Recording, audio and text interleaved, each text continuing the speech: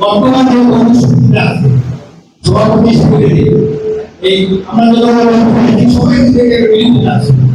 আমি বিশেষ করে যে বর্তমান যে কর্মসূচিটা আছে এই কর্মসূচির যে কমিটি আছে সভাপতি হিসেবে আমরা সবাই চাই এই বিরোধী ঘোষণা করবো এসে আমরা দাবি করি এবং সৎ একজন ব্যক্তি যারা বাসক নামাজ পড়বে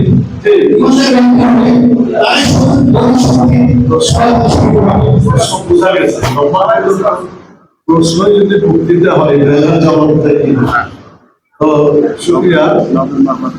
কিছু ইনফরমেশন আছে যারা এইভাবে অথবা যেসব ব্যবসা সংগঠন বিভিন্নভাবে ব্যবসায়ীদের উপর জুলুম অত্যাচার করে এই কমিটি গুলাকে ভেঙে দেওয়ার চিন্তা বর্তমান সরকার করছে।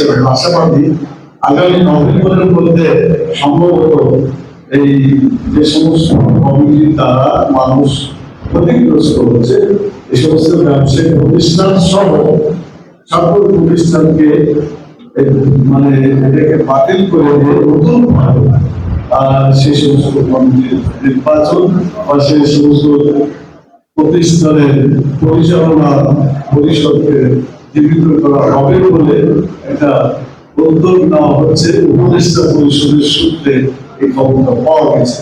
দরকারে যাতে যারা জুলুম করে তারা যাতে পরাজিত হয়, যারা মজলুমের পক্ষে মজলুম মানুষের পক্ষে কাজ করতে চায় আল্লাহ তাআলা যদি ভালো সমাজে কমিটিতে বিভিন্ন সভায় বা বিভিন্ন প্রতিষ্ঠানের মূল দায়িত্বে আসার তৌফিক আল্লাহ তাআলা দান করেন। জানেন পরাজিত হবে, মজলুম বিজয়ী হবে ইনশাআল্লাহ। আমার মনে হয় আপনাদের প্রশ্ন করার সুযোগ নাই, আর আমার কথা বলার বেশি সময়। আল্লাহ তাআলা কোরআন মাজিদে বলেছেন ইদা নুদিয়া লিস-সালাতি ইয়াউমিল জুমআ ফাসআউ ইলা যিকরিল্লাহি ওয়া যারুল বাই'a।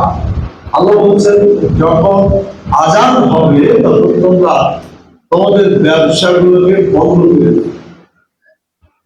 ওয়াজারুল বাই'a, ওয়াজারুল মানে বন্ধ করে দাও, ছেড়ে দাও। বাই'a মানে ব্যবসা, কাজ কাম তোমরা বন্ধ করো। ফাসআউ ইলা যিকরিল্লাহ, আল্লাহর স্মরণে অর্থাৎ নামাজের দিকে তোমরা যাও। যখন নামাজ শেষ হয়ে যাবে তখন আবার তোমরা জমিনে ফিরে যাও, তোমাদের ব্যবসা বাণিজ্যটা খুলে দাও। এই আয়াতটা কি আপনারা শুনেছেন? সূরা জুমার মধ্যে আছে। তো আপনারা যদি সিদ্ধান্ত নেন যে আমরা আযান হলে নামাজের জন্য বন্ধ করবো, আবার নামাজ হয়ে গেলে আবার দোকান খুলে দেব, ব্যবসা খুলে দেব, তাহলে কার আইন মানা হলো? এই আইন থেকে আপনারা মানতে পারবেন? ফরজ নামাজ পড়তে 10 মিনিট সময় লাগে, সুন্নাত পড়লে পরে আর 5 মিনিট, ধরে নেন 15 মিনিট। এই 15 মিনিট সময়কে যদি বন্ধ রাখেন তাহলে আল্লাহর আইন পালন করা হলো, আর আল্লাহ তাআলার বরকত নাযিল হবে আপনার ব্যবসায়। আপনারা কি বরকত নিতে চান?